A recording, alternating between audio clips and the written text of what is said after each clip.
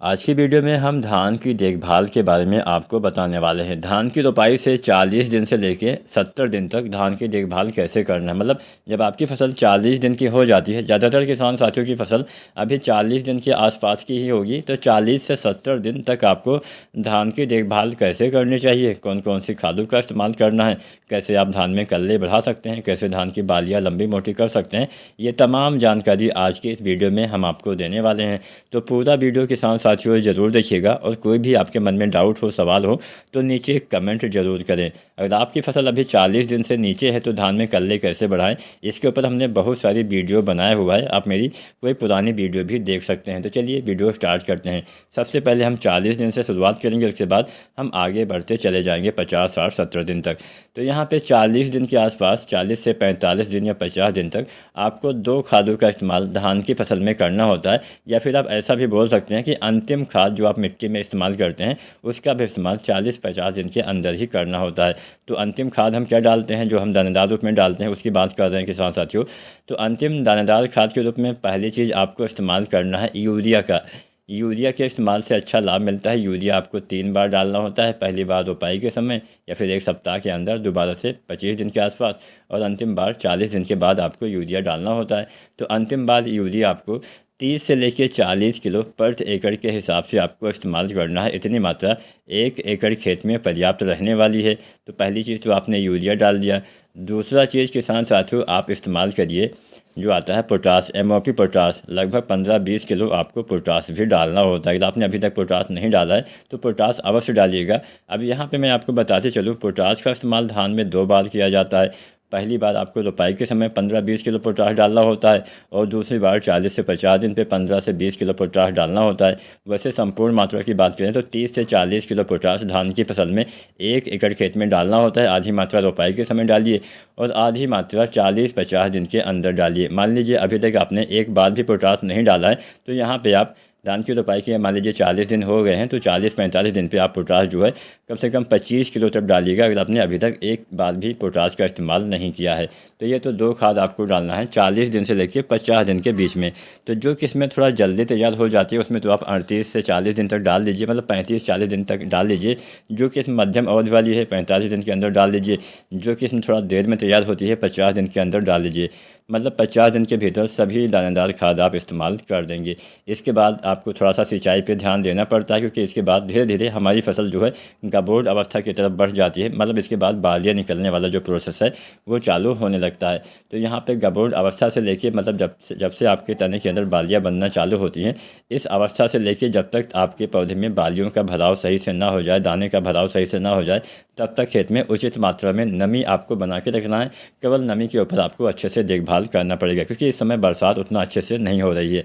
अब यहाँ पे क्या करना है, इसके बाद में जब गबोड़ अवस्था आ जाए, मतलब बालियाँ तने के अंदर बनना चालू हो जाए, इस अवस्था में आपको 2-3 खादों का इस्तेमाल करना है। पहली चीज़ आपको डालनी है। अब यहाँ पे जो समय है, ये समय कम ज़्यादा हो सकता है, क्योंकि बहुत सारी किस्में जल्दी तैयार होती है तो उसमें जल्दी बालें निकल आती हैं। कुछ किस्में देर में तैयार होती हैं तो उसमें देर में बालें निकलती हैं। तो यहाँ पे बस आपको तभी डालना है इस खाद को जब आपके खेत में जो है धान के जो तने होते हैं, तने में थोड़ा सा मोटाई आने लगे, तने के अंदर बालियाँ बनना स्टार्ट होने लगे, तब आपको यहाँ पर जो हम खाद बताने वाले हैं इसका आपको छिड़काव करना है, स्प्रे करना है। पहली चीज़ आपको डालना है किसान साथियों NPK 05234।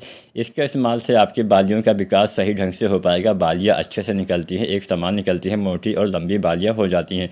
तो NPK 05234 कितना डालना है, 1 से लेकर 1.5 किलो के हिसाब से आपको प्रति एकड़ तक डालना होता है। पहली चीज़ हो गई NPK 05234।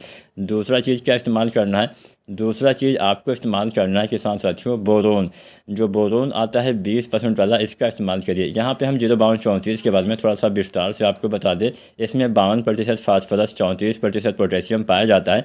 05234 डालने से पौधे में जो जड़ों के द्वारा जो भोजन बनता है वो सीधा सीधा बालियों तक जो फास्फोरस होता है वो पहुँचा देता है, जिससे बालियों का विकास सही ढंग से हो पाता है। पोटेशियम आपके तने को मजबूत करता है। इसके साथ साथ फल फूल दाने के विकास में भी पोटेशियम काफ़ी अच्छा काम करता है, जिससे आपके आपके बालियों का निर्माण सही ढंग से उचित मात्रा में हो पाता है। मोटाई, लंबाई, दाने की संख्या में बढ़ोतरी भी हो सकती है। तो यहाँ पे 0.34 कितना डालना है, लगभग 1.5 किलो के आसपास। दूसरा चीज़ मैंने बताया बोरोन। बोरोन जो आता है 20% वाला, इसका इस्तेमाल करिए।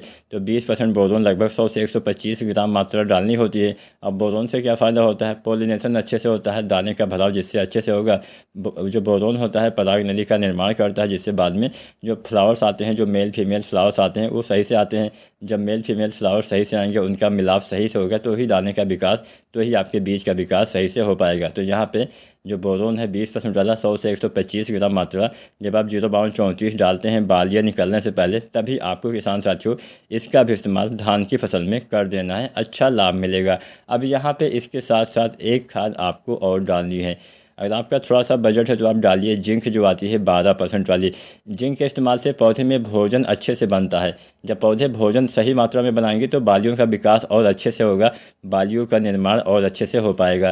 तो यहाँ पे जो आती है जिंक 12% वाली, इसका इस्तेमाल करिएगा, जिसको हम चिलेटेड जिंक बोलते हैं, इरिटिए जिंक बोलते हैं। यहाँ पे जिंक सल्फेट नहीं डालना है, केवल 12% वाली जो इरेटेड आती है, जो चिलेटेड फॉर्म में आती है, इसका इस्तेमाल करना है। लगभग 100 से 125 ग्राम मात्रा 12% वाली जो जिंक आती है इसका करिएगा। तो हमने 3 चीज़ें आपको बता दी। पहला बताया 0.34, दूसरा हमने बताया बोरोन, तीसरा हमने बताया जिंक 12%।